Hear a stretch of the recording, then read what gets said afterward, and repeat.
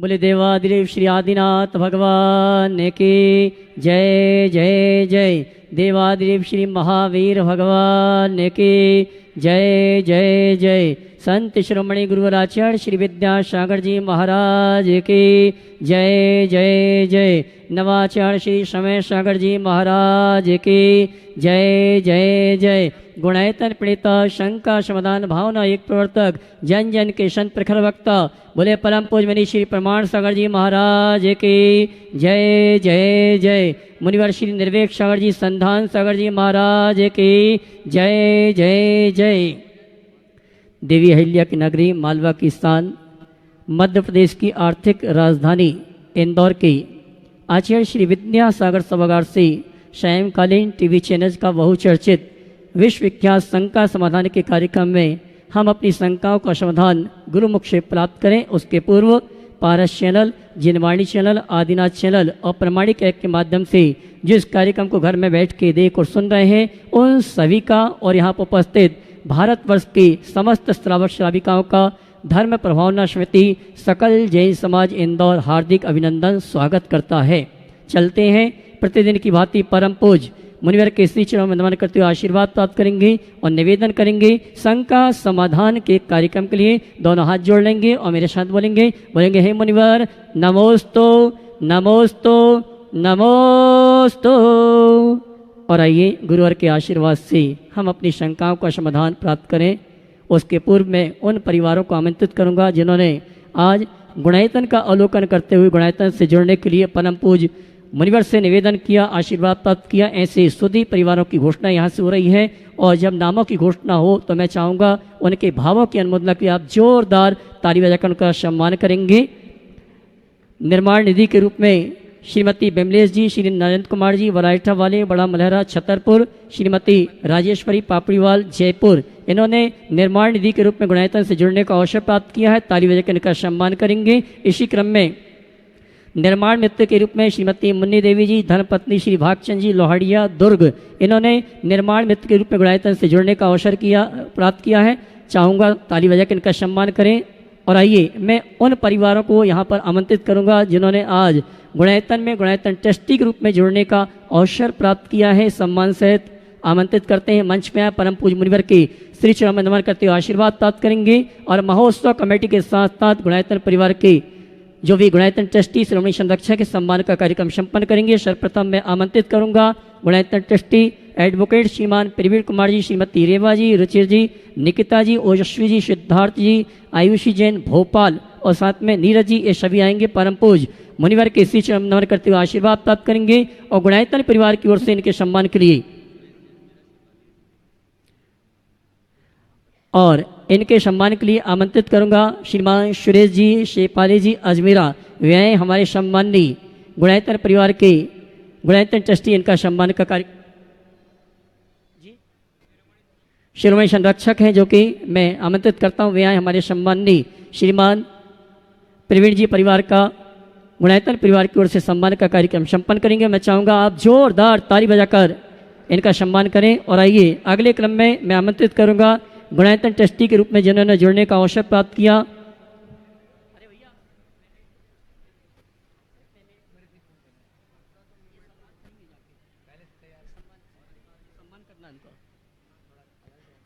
और आइए इसी क्रम में आमंत्रित करूंगा हमारे गुणायतन ट्रस्टी श्रीमान आनंद जी, प्रीति जी, म्याना परिवार, श्री उमेश जी, श्रीमती राजकुमार जी, नुपुर, त्रिशिता जी, बजरंग नगर इंदौर, जिन्होंने आज गुणायतन ट्रस्टी के रूप में जुड़ने का अवसर प्राप्त किया है। और इनके सम्मान के लिए मैं आमंत्रित करूंगा हमारे डी के जैन साहब सीए, महेंद्र जी सीए और रमेश जी निर्वाणा, ये आएंगे। हमारे सम्माननीय श्रीमान आनंद जी, प्रीति जी, उनका गुणायतन परिवार की ओर से सम्मान का कार्यक्रम संपन्न करेंगे। मैं सम्मान से आमंत्रित करूंगा मंच पे आए परम पूज मुनिवर के श्री चरण नमन करते गुरुवंदना का सौभाग्य प्राप्त करेंगे। और इनके सम्मान के लिए मैंने आवाज दी है श्रीमान महेंद्र जी सीए, श्रीमान डी के जी सीए और रमेश जी निर्माणा, जो कि इस महोत्सव के मुख्य संयोजक हैं। सम्माननीय श्रीमान आनंद जी, प्रीति जी का सम्मान का कार्यक्रम गुणायतन परिवार की ओर से कर रहे हैं और आप जोरदार ताली बजाकर इनका सम्मान करें।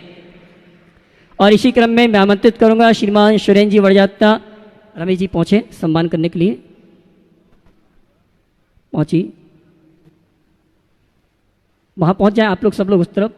इसी क्रम में अगले सम्मान के लिए आमंत्रित करूंगा श्रीमान सुरेन जी, पिंकी जी, श्रीमती सुरेखा जी वड़ियात्ता, वीर जी वड़ियात्ता, सिंगापुर, जिन्होंने आज गुणायतन ट्रस्टी के रूप में जुड़ने का अवसर प्राप्त किया है, सम्मान से मंच पे आए और गुणायतन परिवार और धर्म प्रवाह समिति का सम्मान स्वीकार करें। और इनके सम्मान के लिए आवाज दूंगा श्रीमान अशोक जी, दिलीप जी, श्रीमान पवन जी, नीरज जी एडवोकेट, ये सभी आएंगे सम्माननीय श्रीमान सुरेन जी वड़ियात्ता परिवार का गुणायतन परिवार और धर्म प्रभावना समिति की ओर से सम्मान का कार्यक्रम संपन्न करेंगे। और आप जोरदार ताली बजाकर इस परिवार का सम्मान करें जिन्होंने आज गुणायतन में गुणायतन ट्रस्टी के रूप में जुड़ने का अवसर प्राप्त किया है। ये सम्मान का क्रम चलता रहेगा। और आइए समग्र जैन समाज के प्रभाव, प्रभुत्व और प्रतिनिधित्व के लिए प्रतिबद्ध इस वाक्सूत्र के साथ international association of Jain forums प्रतिवर्ष तपस्वियों का सम्मान करती है और इस वर्ग का सम्मान का कार्यक्रम कल प्रातः काल की वेला में इसी मंच पर परम पूज मुनिवर के सानिध्य में यहाँ पर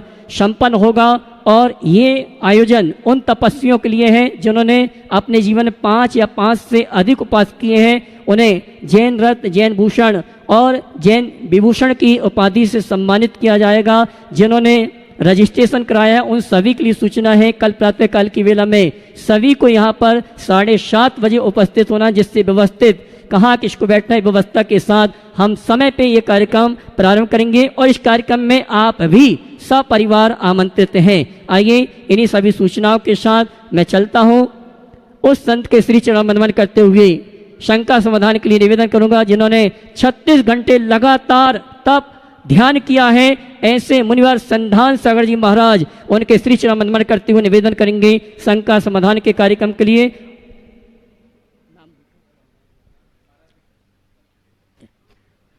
बोले परम पूज्य मुनि श्री प्रमाण सागर जी महाराज की। बिना समय गंवाए आज का शंका समाधान गुरुवर के चरणों में अपन चलते हैं। और प्रथम प्रश्न के लिए मैं आमंत्रित कर रहा हूँ अनुराग जी, सपना जी जैन, जीएसटी कमिश्नर इंदौर, वे अपना प्रश्न गुरु चरणों में रखें और उसके बाद में तैयार रहेंगे। हाँ, और मैं चाहूँगा धर्म प्रभावना समिति के अध्यक्ष अशोक रानी जी दोषी वहाँ पहुँच जाएं और इस परिवार का सम्मान करें। और आप लोग जोरदार तालियों से अनुराग सपना जी जैन का स्वागत अभिनंदन कर दें। और उसके बाद में तैयार रहेंगे कटारिया परिवार, जिनको आज पूज्य गुरुवर की नवदा भक्ति का भी सौभाग्य प्राप्त हुआ। हाँ, ओ बोलिए, प्रश्न करिए। जब मुनि संघ के चरणों में नमोस्तु नमोस्तु नमोस्तु। महाराज श्री, मेरी मन की बहुत व्यवहारिक समस्या और शंका ये है कि जब हम अपने प्रशासनिक जीवन में होते हैं और पारिवारिक जीवन में होते हैं तो कभी कभी ऐसा होता है कि हम दोनों के बीच में संतुलन नहीं बैठा पाते हैं।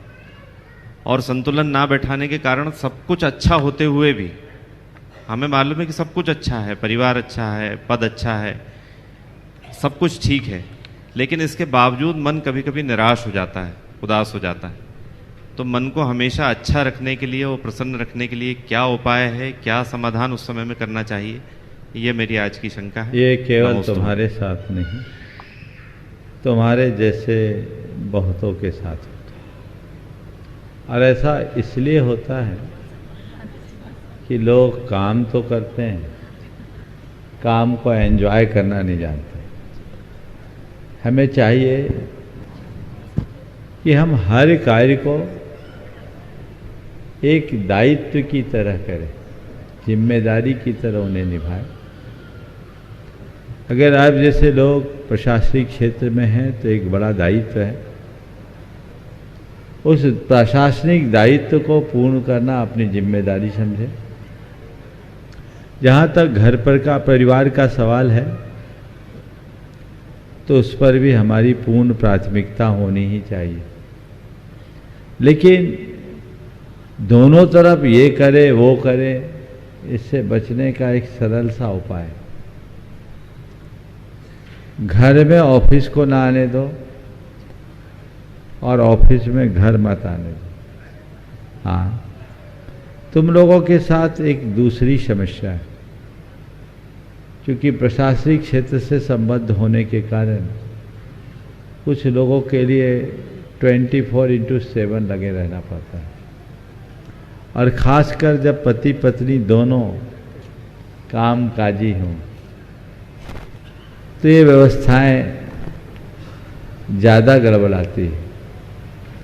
तो ऐसे मौके में अगर मेरी राय लो तो मैं तो ये कहूँगा, काम काज के साथ घर परिवार को भूलना नहीं चाहिए। कुछ ऐसी सुव्यवस्था बनानी चाहिए कि दो में से कोई एक घर परिवार के साथ रहे। यदि ऐसा होने लगे तो कहीं किसी प्रकार की दुविधा नहीं है, और ऐसा न हो पाने के कारण अनेक प्रकार की व्यवहारिक कठिनाइयां सामने उपस्थित हो जाती हैं। प्रायः बच्चों को इस बात की बड़ी शिकायत रहती है कि हमारे माता पिता के लिए हमारे लिए टाइम ही नहीं है, और कई कई बार इसके कारण बड़े बुरे परिणाम भी सामने आ जाते हैं। तो तनावग्रस्त होने से बचें, और प्रशासनिक दायित्वों को यदि समयबद्ध करके किया जा सके तो फिर कोई कठिनाई नहीं है। दोनों तरफ से तालमेल बनाकर। नमोस्तु महाराज जी, नमोस्तु महाराज। सेफाली अजमेराज शिरोमणि संरक्षक है डुणाइतन की, और कटारिया परिवार ये भी शिरोमणि संरक्षक है डुणाइतन के। आज जिनको नवदावृत्ति भी सौभाग्य प्राप्त हुआ, अपना प्रश्न गुरु चरणों में रखे हैं, और उसके बाद में तैयार रहेंगे सीए अखिलेश जी जैन, जो प्रदेश कोषाध्यक्ष है भाजपा मध्य प्रदेश। नमोस्तु गुरुदेव, नमोस्तु नमोस्तु नमोस्तु। बहुत धन्यवाद। आज आपके चरण हमारे निवास पर पड़े। दिवस दशहरा का है, लेकिन आज हमारी दिवाली मन गई, और 5 दिन बाद आज हमारा को ऐसा सौभाग्य प्राप्त हुआ। इसके लिए हम बहुत बहुत आभारी हैं। नमोस्तु गुरुदेव, नमोस्तु गुरुदेव, नमोस्तु गुरुदेव, कोटिशे नमोस्तु।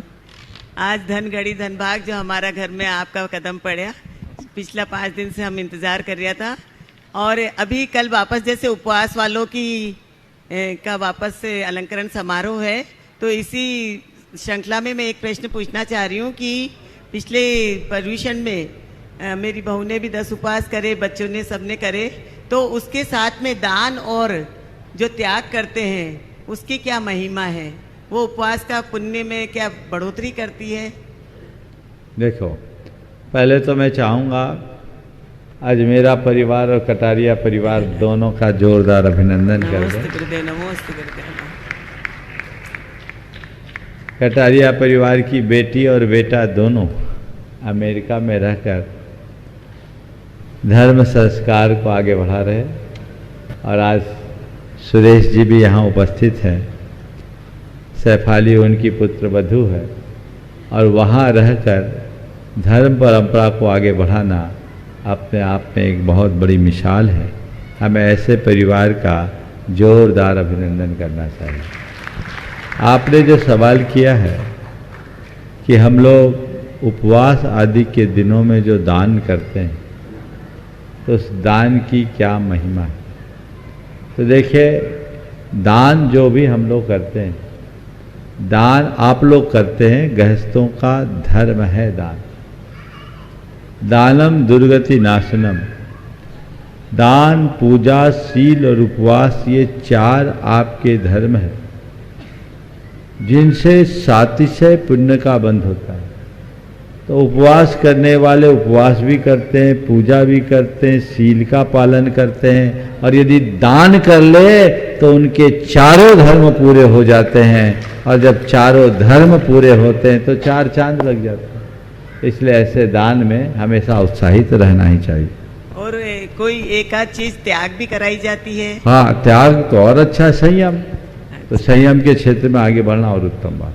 और पलाश नेहा की तरफ से सभी का आशीर्वाद। हाँ, सीए अखिलेश जी जैन, प्रदेश कोषाध्यक्ष भाजपा मध्य प्रदेश, और उनका चाहूंगा कि धर्म प्रभावना समिति के पदाधिकारी वहीं पर, हाँ, मुख्य यजमान दिलीप मुकेश चंदनवाला पाटोदी, और साथ में ही दिलीप जी गोदा जो वरिष्ठ उपाध्यक्ष भी हैं,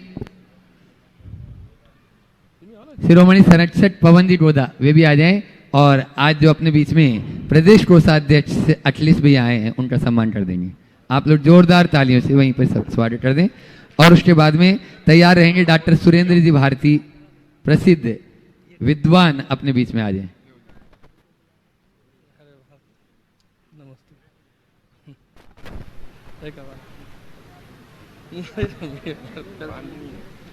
महिला सम्मान के लिए रानी जी दोषी आ जाएं। रजनी गोदा, राकेश रजनी।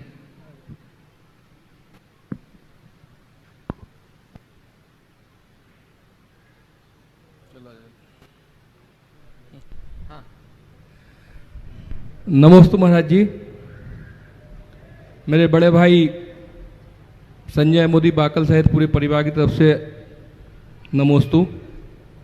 गुरुदेव, 13 जनवरी 2021 को मैं भारतीय जनता पार्टी मध्य प्रदेश का कोषाध्यक्ष बना, और 2 दिन बाद ही पिसनहारी मढ़िया तीर्थ क्षेत्र में आपका आशीर्वाद मुझे प्राप्त हुआ, आपका मार्गदर्शन प्राप्त हुआ। और उसके बाद 3 चुनाव हमारे नगर निगम के, विधानसभा के और लोकसभा के निर्विघ्न संपन्न हुए आपके आशीर्वाद से। उसके बाद मुझे भारत के महामहिम राष्ट्रपति ने गेल इंडिया में इंडिपेंडेंट डायरेक्टर बनाया, और उसका कार्यकाल भी अभी 6 महीने का बचा है। गुरुदेव, राजनीति के क्षेत्र में काम करते करते धार्मिक क्षेत्र थोड़ा सा छूटता है। परिवार तो कभी कभी साथ में हो जाता है और परिवार का पूरा सपोर्ट होता है। धार्मिक क्षेत्र और राजनीतिक क्षेत्र और सामाजिक क्षेत्र, इन सबका सामंजस्य बना के मैं कैसे चल सकूं। और साथ ही साथ गुरु जी आशीर्वाद मुझे दीजिए कि मैं जो भी दायित्व का इतने समय से निष्कलंक मेरा जीवन निकला है, आगे भी सभी इसी प्रकार के आपके आशीर्वाद से निकले। नमोस्तु भगवान, नमोस्तु भगवान। पहले तो मैं चाहूँगा अखिलेश भाई का जोरदार अभिनंदन करें।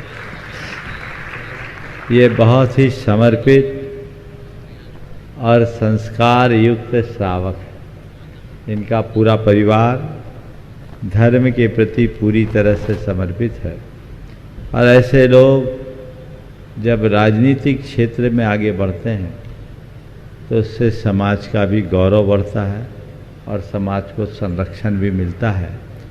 हमें ऐसे लोगों को हमेशा प्रोत्साहित करते रहना चाहिए। एक बार जोरदार अभिनंदन कीजिए।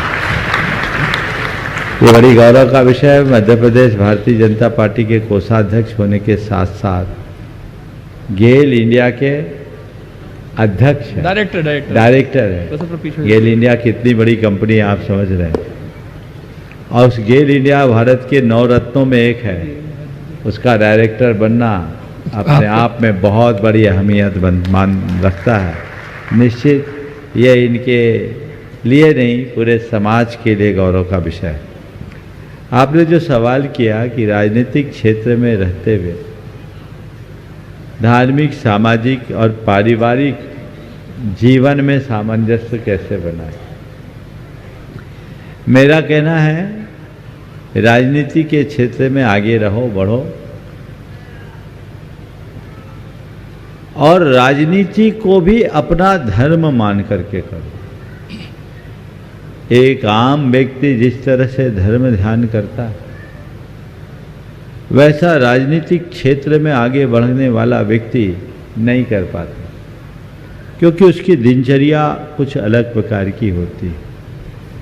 लेकिन ऐसे लोगों से मैं कहता हूँ जिनका प्रोफेशन ही ऐसा है या जिनका कार्यक्षेत्र ऐसा है, वे हताश ना हो। वो राजनीति को अपना धर्म मान करके काम करे, क्योंकि राजनीति भी लोक सेवा का एक बहुत बड़ा माध्यम है, और लोक सेवा ही नहीं, संस्कृति रक्षा और धर्म प्रभावना का भी एक सशक्त माध्यम है। तो वहाँ रहते हुए धर्म, समाज और संस्कृति के विकास के लिए जितना योगदान दे सके वो दे, और इसे अपना धर्म माने, पहली बात। फिर राजनीतिक क्षेत्र में मैं बहुत सारे ऐसे राजनीतिज्ञों को जानता हूँ जिनकी प्राथमिकताएं अलग है, और वे अपने धार्मिक कार्यकलापों को भी संपन्न करते हैं। और मैं समझता हूँ इसके लिए प्रधानमंत्री जी सबसे श्रेष्ठ उदाहरण होंगे। भारत के प्रधानमंत्री, इनसे बड़ा व्यस्त राजनीतिज्ञ तो और कोई नहीं होगा। लेकिन जैसी मुझे जानकारी है, नवरात्रि के दिनों में 9 दिन तक वो उपवास करते हैं, अभी भी किया होगा, करते हैं ना, कीजिए बिल्कुल। और इसी में देश विदेश का दौरा भी करते हैं।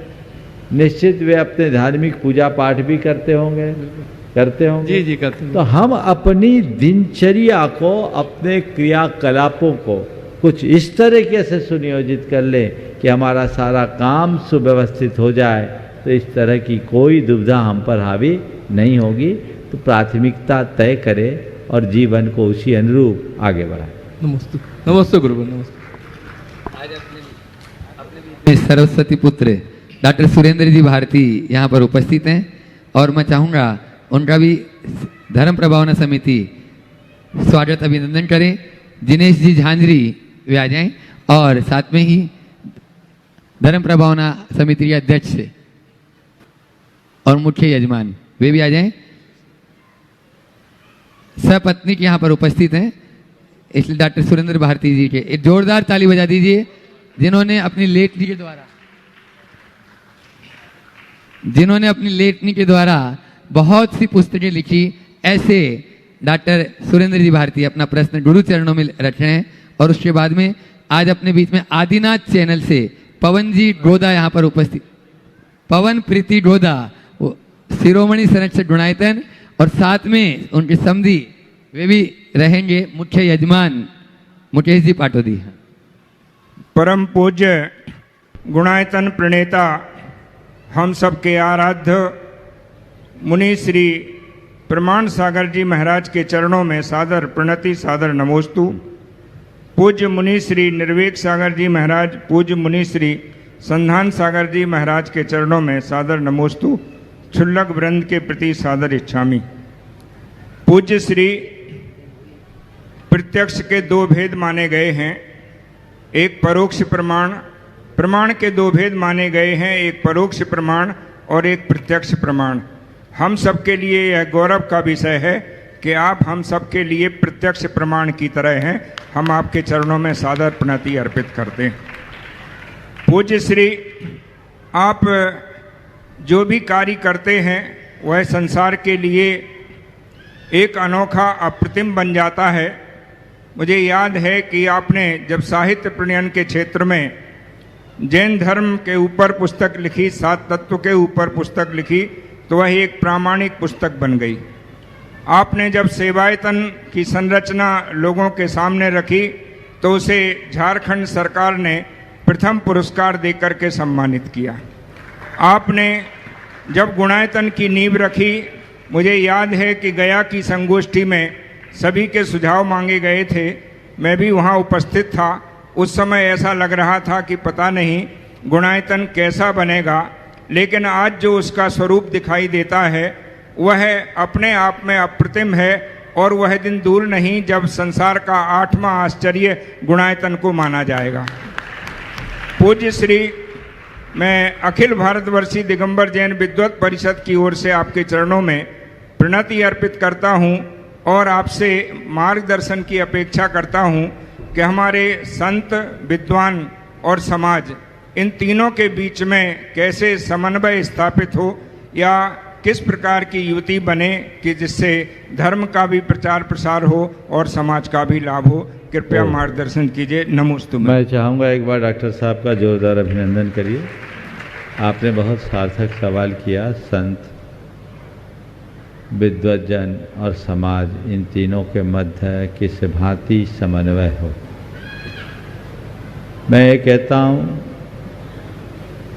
संत और समाज के बीच में आपने विद्वत को रखा है जी, और विद्वत जनों के अंदर संतों के प्रति जुड़ाव हो और उनके अंदर श्रावकत्व भी जुड़ जाए, वो दोनों के मध्य एक मजबूत कड़ी हो जाए और विद्वान जागृत हो, तो संत समाज और विद्वत समाज दोनों मिल करके समाज को रचनात्मक दिशा दे सकते हैं। हमें संतों के प्रति समर्पित रहते हुए उनका मार्गदर्शन लेना चाहिए। संतों को समाज के सर्वतोमुखी विकास को और धर्म की प्रभावना को प्राथमिकता देते हुए आगे बढ़ाना चाहिए जी। तभी मार्ग प्रशस्त होगा। मैं देख रहा हूँ आज आप लोगों का अंतराय कर्म आ गया है, इसलिए शंका समाधान की इस कार्यक्रम को आज आगे बढ़ा पाना संभव नहीं है। मैं यहीं पर विराम ले रहा हूँ। शेष लोग जो वंचित रह गए हैं वो प्रतीक्षा करेंगे। एक वाक पवन जी के माधुर्य मैं जरूर कह दूंगा।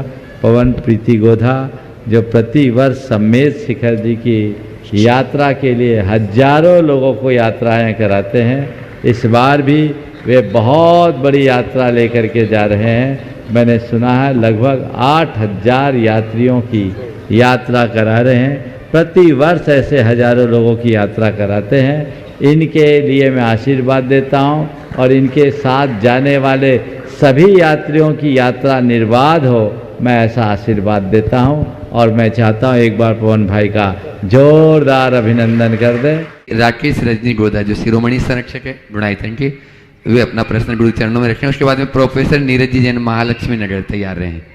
समय को बचाओ। गुरुदेव के चरणों में सत सत नमन। गुरुदेव, मेरा प्रश्न आज के जो सब प्रवचन हुआ संबंध में ही है कि MEME को WEB में कैसे कन्वर्ट करें, MEME को WEB में कैसे कन्वर्ट करें और एकांतवाद से अनेकांतवाद की तरफ कैसे बढ़े। ME को WE में कैसे बदले, एकांतवाद से अनेकांतवाद की ओर कैसे बढ़े। कुछ नहीं करना,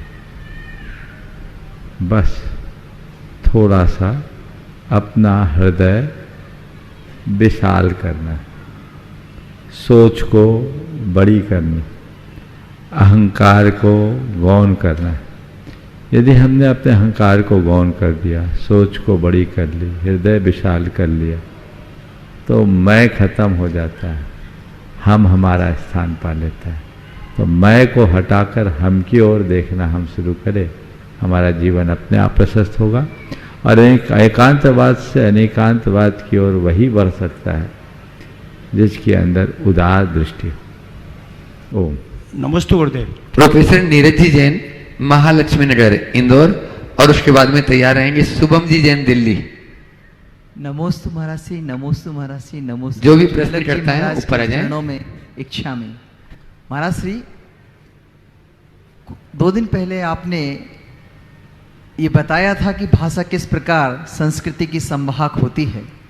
महाराज श्री, हमारी प्राचीनतम भाषाएं, प्राकृत आदि भाषाओं में कई वैज्ञानिक, सामाजिक और सांस्कृतिक रहस्य छुपे हुए हैं, और इन्हीं रहस्यों को जानने के लिए हमारे जो भारतीय विद्या या भारतीय विद्यार्थी हैं वो उसके लिए उत्कंठित या उत्सुक नहीं दिखाई दिए जाते हैं। इसके कंपैरिजन में विदेशी जो मूल प्रवृत्ति के शोधार्थी और विद्यार्थी होते हैं प्राकृत आदि विषयों पर काफ़ी अच्छी कमांड लेके बैठे हैं। महाराज सी, बात यह है कि ये जो मेरा मूल प्रश्न ये है कि हम किस प्रकार प्राकृत आदि जो हमारी प्राचीनतम भाषाएं हैं उनके प्रति विद्यार्थियों को जागरूक कर सकें, और कैसे वो जो तथाकथित पश्चिमी जो शोधकर्ताओं के द्वारा जो तथाकथित आविष्कार और जो शोध हैं उनको ना लेते हुए मूल रूप में मूल ग्रंथों के माध्यम से उसी वैज्ञानिक शोध को कर पाए। आपने बहुत ही अच्छी बात यहाँ उपस्थित की है। पश्चिम के लोगों से हमें ये बातें सीखनी चाहिए। वहाँ के लोग पूरे विश्व की संस्कृति के ऊपर अध्ययन करते हैं और उनको ये पता है कि किसी भी संस्कृति की गहराई को हम तभी जान पाएंगे जब हम उनकी मूल भाषा को पहचानेंगे। उनकी सोच थोड़ी इनोवेटिव रही, उन्होंने चीज़ों को खोजना पसंद किया, उसी अनुरूप वो काम किया। तो पश्चिम में जन्म लेकर के भारत की संस्कृति पर शोध कर रहे, वो प्राकृत पर काम कर रहे हो, संस्कृत पर काम कर रहे हो, अपभ्रंश पर काम कर रहे हो। पर हम भारतीय लोग अपनी मूलभूत भारतीय भाषा को नज़रअंदाज करें। हमें चाहिए कि हम उस पर पूरा फोकस रखें और ये बात अपने हृदय में गहराएं कि अगर अपनी संस्कृति को ठीक तरीके से जानना है तो हमें उसकी भाषा की गहराई में उतरना चाहिए।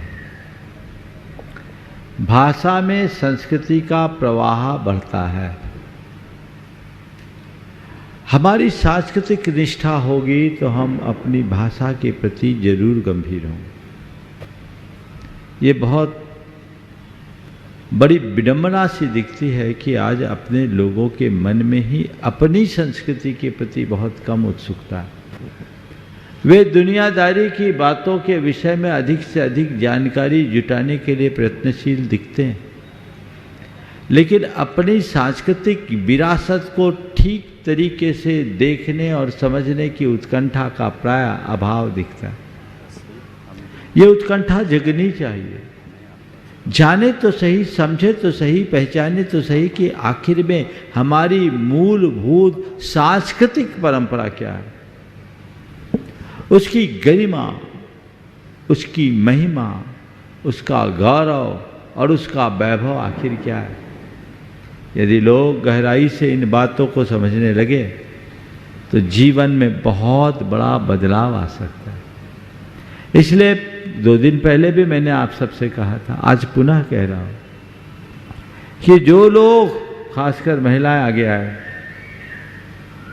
वे सब काम से फ्री हैं तो प्राकृत में, संस्कृत में, अपभ्रंश में एमए करना शुरू करें।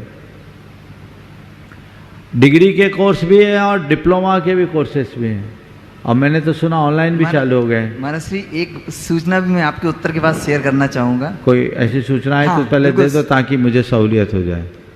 महाराज श्री, वर्तमान में आज ही से शाम को 7:30 बजे ऑनलाइन प्राकृत भाषा का एक प्राथमिक प्रवेश और एक डिप्लोमा, 2 कोर्स आज ही से शुरू होने वाले हैं। कहाँ से? ये बाहुबली प्राकृत विद्या केंद्र और कुंद कुंद ज्ञानपीठ के समन्वय के साथ ये कोर्स चल रहे हैं, और हफ्ते में केवल 2 दिन 2 घंटे, 1-1 घंटे 2 दिन करके ये 4 महीने का कोर्स है, और इसकी परीक्षा से सर्टिफिकेट बाकायदा आपको बाहुबली प्राकृत प्रवेश विद्या केंद्र से मिलेगा। और इसकी सारी जानकारियां अभी मेरे पास वैसे रखी हैं, फॉर्म भी रखे हुए हैं। चूंकि कोर्स आज से शुरू हो गया तो काफ़ी विलम्ब ऑलरेडी हो चुका है। यदि कोई चाहे तो ये फॉर्म मुझसे प्राप्त करके जरूर सभी को करना चाहिए। बहुत स्वागत योग्य कदम है, और मैं तो कहता हूँ जो सभी को, महिलाओं को और खासकर पाठशालाओं में पढ़ाने वालों को इस पर ध्यान देना चाहिए। ये बाहुबली विद्या केंद्र और कुंद कुंद ज्ञानपीठ का एक अच्छा प्रयत्न है, लेकिन मेरा इस पर फोकस नहीं। मेरा कहना है कि विश्वविद्यालयों में जहाँ जैन चेयर्स हैं, जहाँ प्राकृत के लिए संस्थान खोले गए, वहाँ विद्यार्थियों के अभाव में वो बंद हो जाते हैं। तो आप लोग प्रयास कीजिए, कॉरस्पॉन्डेंस और रेगुलर हो तो रेगुलर। इंदौर में तो रेगुलर आप लोग कर सकते, इतनी बड़ी समाज आप लोग करिए।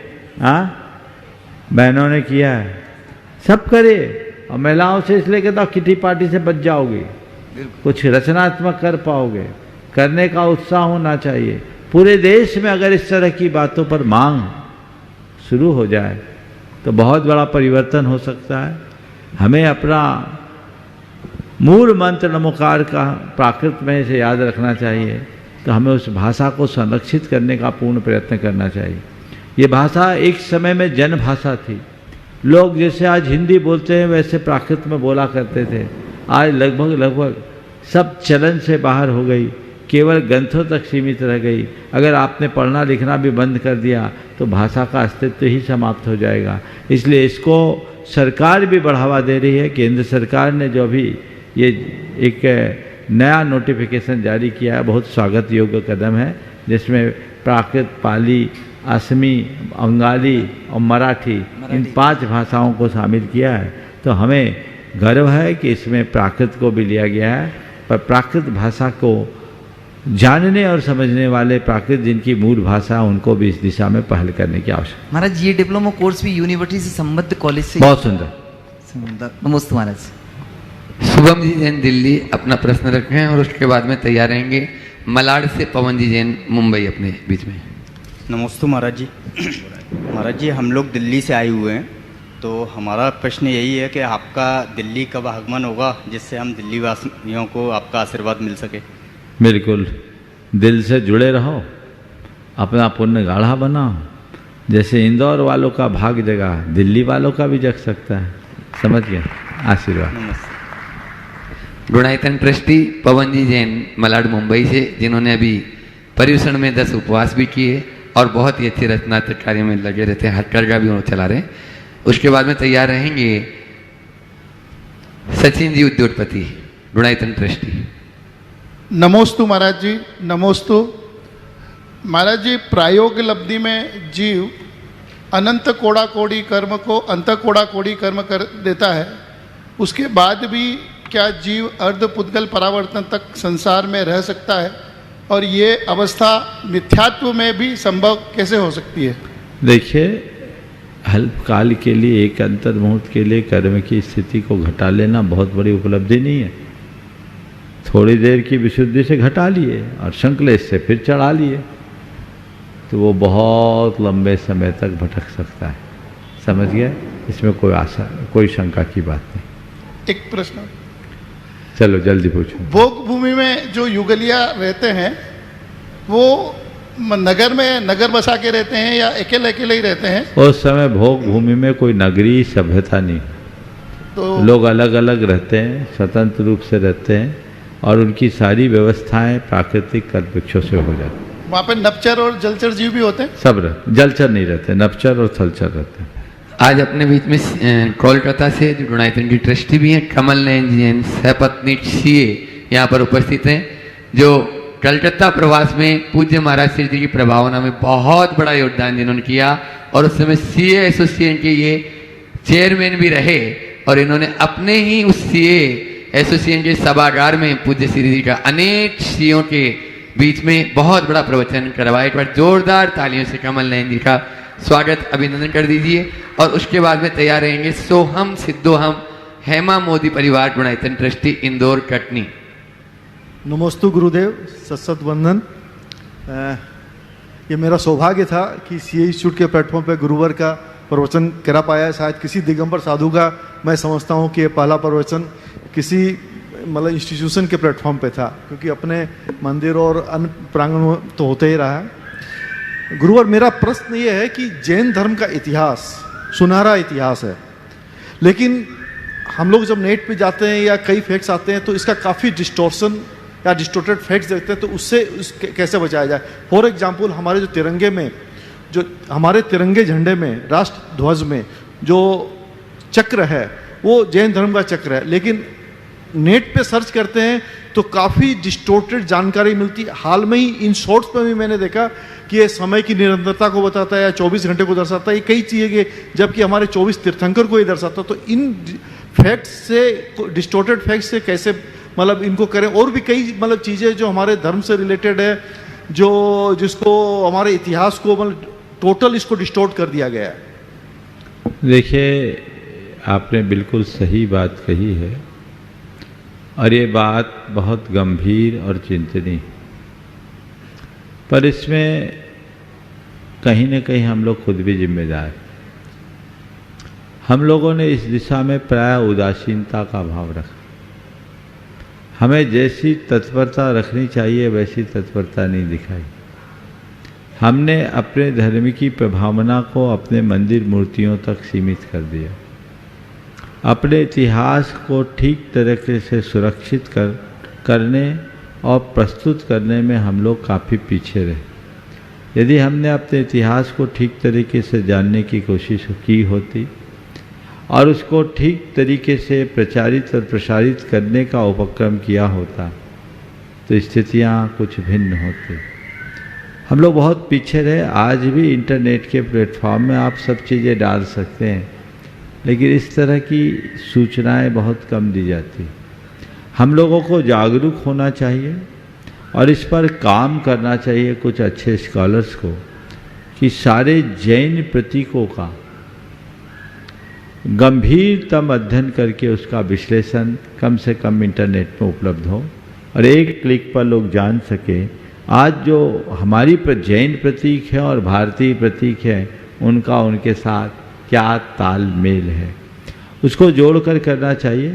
कई चीज़ें हैं, जैसे जो 24 आर्य वाला चक्र है उसे धर्मचक्र का भी प्रतीक माना गया, 24 तीर्थंकरों का प्रतीक है, 24 घंटे का भी प्रतीक है, बौद्धों के यहाँ भी 24 अवतार माने गए हैं। तो ये अलग अलग प्रक्रियाएँ हैं, उसके कई तरीके के तथ्य हैं। पर हम अपने मूलभूत इतिहास को और अपने प्रतीकों को पहले खुद जाने, उस पर शोध करें, खोज करें और तथ्यात्मक तरीके से उनका हम इस तरीके ऐसा प्रस्तुतिकरण करें कि सबके लिए वो समाधान कारक बन सके। हम अच्छी बातें अच्छे तरीके से सभी प्लेटफॉर्म में उपलब्ध कराने का प्रयत्न करें। आज जैन लोग सोशल मीडिया में एक्टिव तो बहुत रहते हैं, लेकिन इधर उधर की बातों को फैलाने में अपनी शक्ति गंवा देते हैं। मैं सभी को सलाह दूंगा कि अपना समय बर्बाद करने की अपेक्षा, इधर उधर की बातों में खपाने की अपेक्षा कुछ अच्छा पढ़ने, लिखना, शोध खोज करने की आदत डालिए और उसके तथ्यों को ऐसे प्लेटफॉर्म में अपलोड कीजिए। सोशल मीडिया के माध्यम से एक बड़ा अवेयरनेस होगा और वह सबके लिए बड़ी उपलब्धि का कारण बने।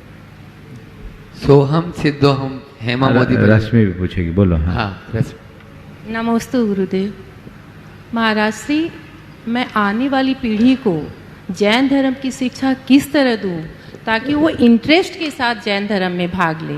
मैं बोल देती हूँ कलश कर लो तो आ जाते हैं, कलश करते हैं ड्यूटी के हिसाब से।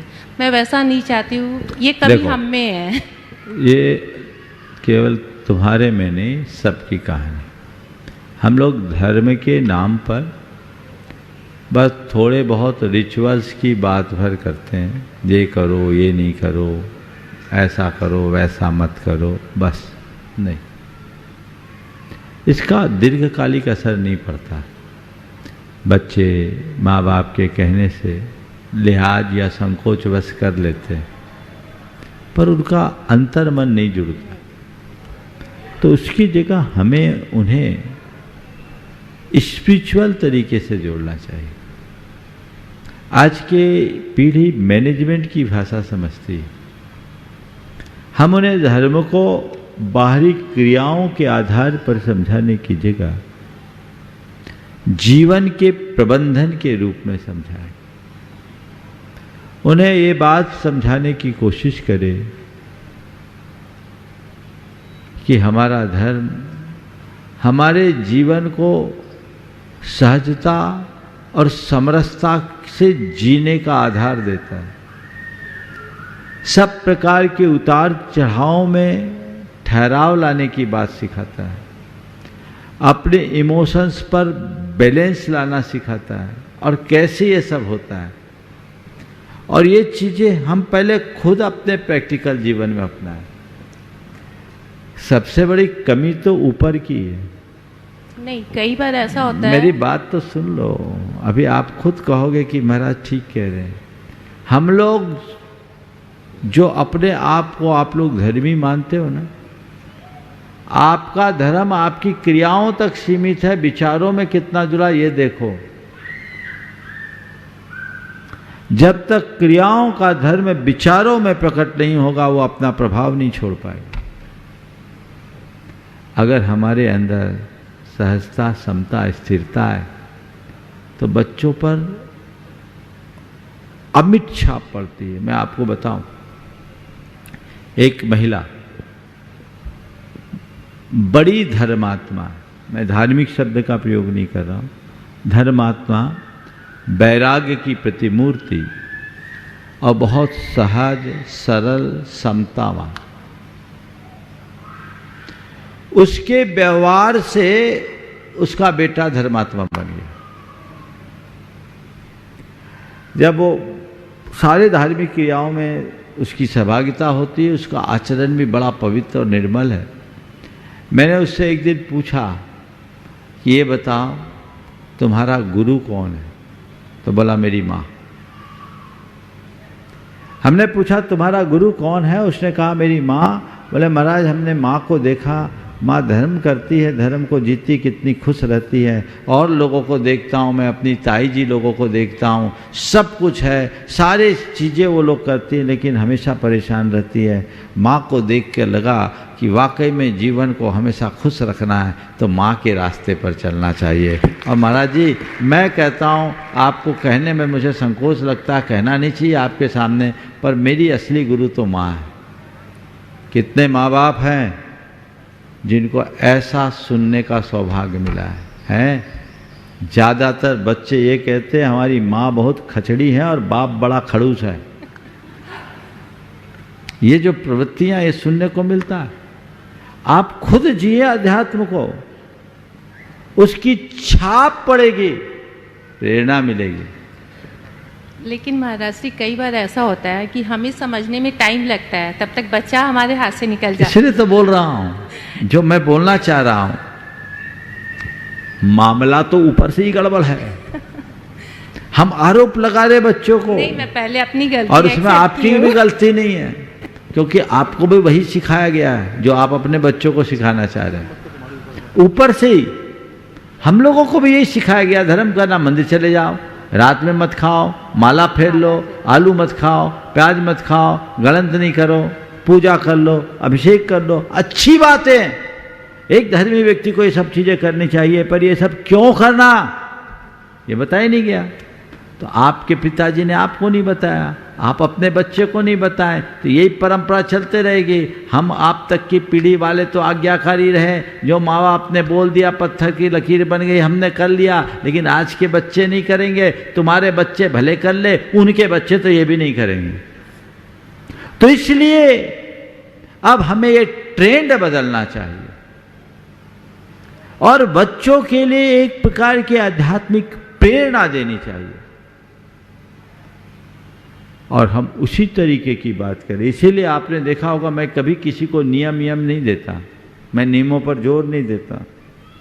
अपने प्रवचनों में बस अपने जीवन की व्यवहारिक बातें करता हूँ, व्यवहारिक जीवन की बातें करता हूँ, अपने जीने का जो प्रैक्टिकल वे है वो बताने की बात करता हूँ। और मैं पाता हूँ इसका बहुत अच्छा परिणाम निकलता है। आज के पढ़े लिखे हजारों युवक युवती का जीवन परिवर्तित हो रहा है। तो वो चीज़ें हैं, तो एक क्रांति रिचुअल के साथ स्पिरिचुअल की, या एक कहूँ स्पिरिचुअल से रिचुअल की ओर, हम रिचुअल से स्पिरिचुअल की ओर जा रहे हैं।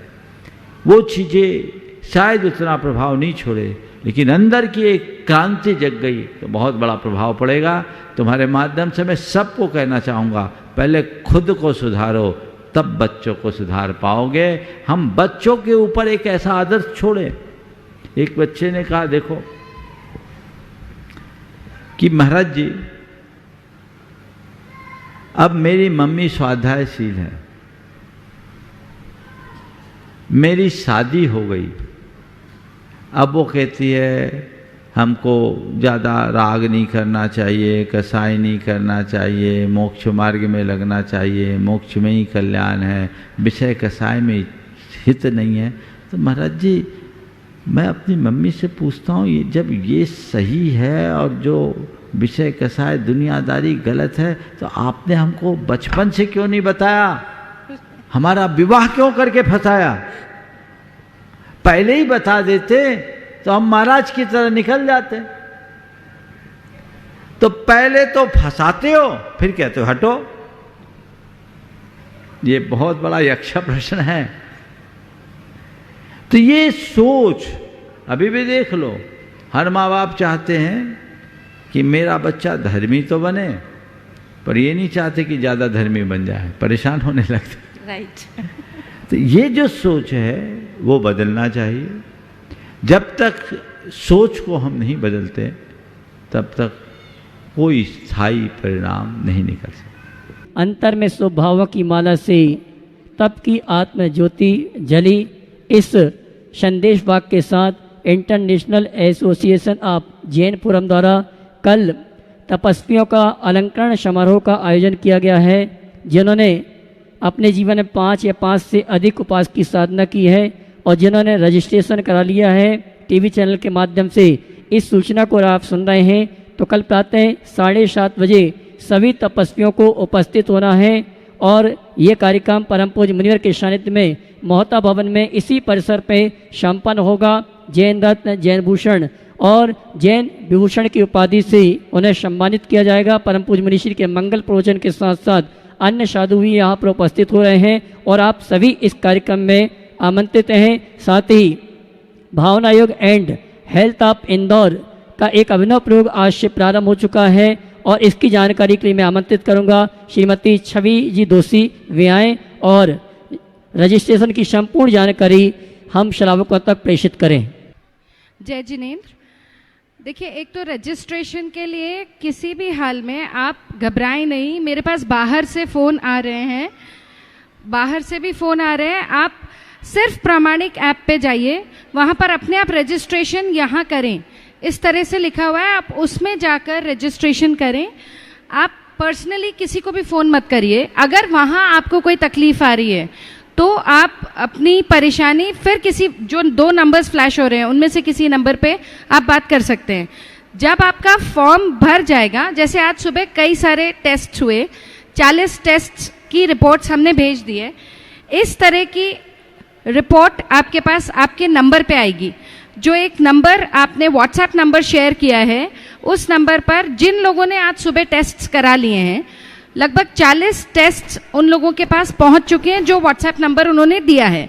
आप घबराएं नहीं। आप इंदौर से हो तो प्लीज़ सिर्फ मोहता भवन सुबह आ जाएं। 15 तारीख तक सुबह 7:30 से 10:30 बजे तक यहाँ फ्री टेस्ट हो रहा है। इस तरह की एक रिपोर्ट आपके पास आ जाएगी जो आज सुबह हमारे पास आई।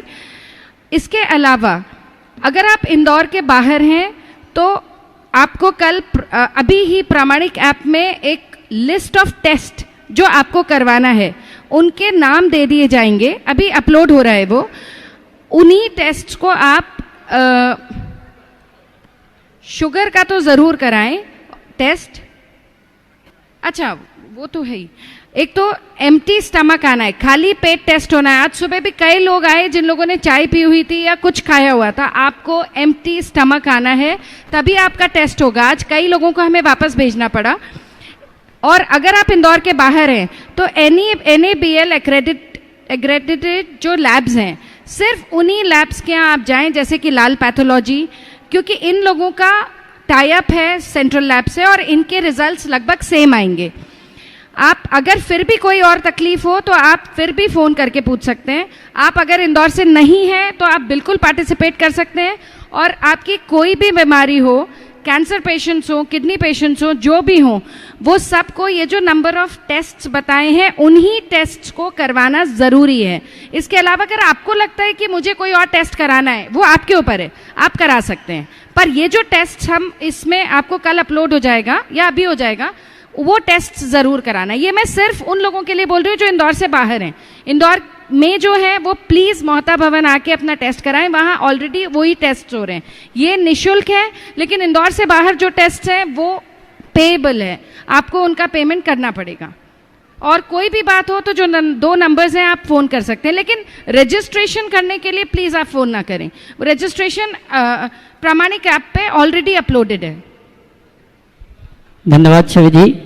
भावना योग एंड हेल्थ ऑफ इंदौर का एक अभिनव प्रयोग प्रारंभ हो चुका है और जो भी इस अभिनव प्रयोग में रिसर्च में, शोध में सम्मिलित होना चाहते हैं, उन सभी के लिए सूचना है। प्रामाणिक ऐप में आप सीधे लिंक में जाके रजिस्ट्रेशन करा सकते हैं और रजिस्ट्रेशन के पश्चात ही आपके मोहता भवन में टेस्ट प्रारंभ हो जाएंगे और 3 महीने लगातार आपको भावना योग करना, इस संकल्प के साथ आप रजिस्ट्रेशन कराएंगे। और बंधु, मैं ये कहना चाहूँगा, आगामी अष्टानिका महापर्व के अवसर पर परम पूज्य मुनिवर प्रमाण सागर जी महाराज के सानिध्य में 108 मंडली सिद्ध चक्र महामंडल विधान में सिद्धों की आराधना करने का हमें आपको सौभाग्य प्राप्त हो रहा है। अभी भी जिनके भाव हैं कि हम मंडल पुण्याजक के रूप में पूरे परिवार या इष्ट मित्रों के साथ इस अनुष्ठान में सम्मिलित होने का सौभाग्य प्राप्त करना चाहते हैं, वेटिंग लिस्ट में नाम लिखे जा रहे हैं। आप चैनल में जो नंबर चल रहे हैं उन नंबरों में संपर्क करके आप वेटिंग में मंडल पुण्याजक के लिए नाम लिखा सकते हैं। साथ ही सामान्य ईंधन के लिए आवास व्यवस्था सहित 31,000 रुपये की राशि है, आवास के बिना 21,000 रुपये की राशि है, एकल ईंधन के लिए 11,000 रुपये की राशि रखी गई है। आप ऑनलाइन ऑफलाइन संपर्क करके आप अपने सामान्य ईंधन के पद को आरक्षित कर सकते हैं। और समापन वेला पर 15 नवंबर को परम पूज्य मुनिवर के सानिध्य में इंदौर एक इतिहास रचेगा। 108 जिन बिंब की शोभा यात्रा, रथ यात्रा निकाली जाएगी, जो अद्भुत अतिशयकारी होगी। आप स्वयं जुड़ें, दूसरों को प्रेरणा दें, आप स्वयं प्रेरणा दें और दूसरों को प्रेरणा देते हुए इस अनुष्ठान में जोड़ते हुए शांति से पुण्य का संचय करने का अवसर सौभाग्य दिलाएं। जय जिनेन्द्र उत्तम क्षमा।